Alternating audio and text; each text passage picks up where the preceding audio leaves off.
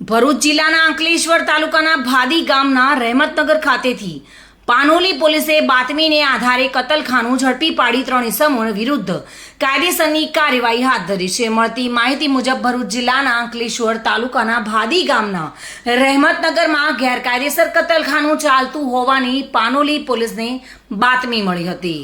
ત્યારે પોલીસે બાતમીવાળા સ્થળે દરોડા પાડ્યા હતા, જ્યાં કતલખાનામાં કામ કરતા 3 ઇસમોની અટકાયત કરવામાં આવી હતી। જ્યારે 3 ઇસમો ફરાર થઈ જતા તેઓની અટકાયતના ચક્રો ગતિમાન કર્યા હતા।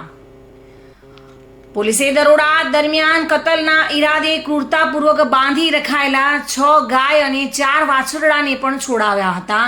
પોલીસે સ્થળ પરથી 320 કિલો ગૌવંશનો જથ્થો તેમજ કતલ કરવાના સાધનો સહિત પશુને મળીને ₹1,36,000નો મુદ્દામાલ જપ્ત કર્યો છે। પોતાના આર્થિક ફાયદા માટે ગૌમાંસનું વેચાણ કરનારા તેમજ ગાયો આપી જનાર મળી 7 લોકો વિરુદ્ધ પશુધારાની સંલગ્ન કલમો હેઠળ પાનોલી પોલીસે ગુનો દાખલ કર્યો છે।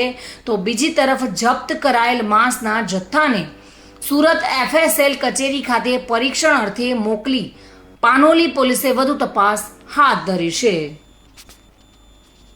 રિપોર્ટર કેતન મહેતા સાથે bureau report, today Gujarati news.